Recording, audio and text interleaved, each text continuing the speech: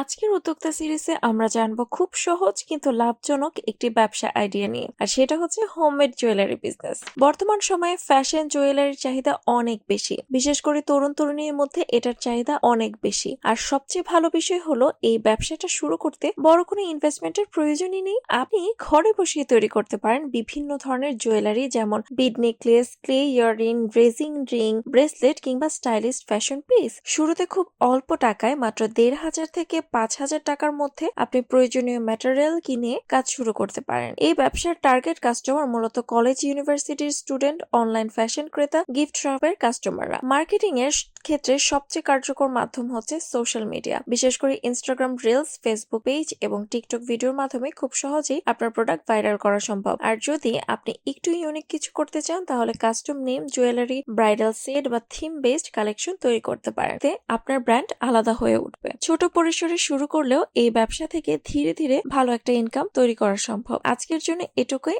আগামী পর্বে থাকছে আরো একটি নতুন business idea. Stay tune with উদ্যোক্তা পত্রিকা।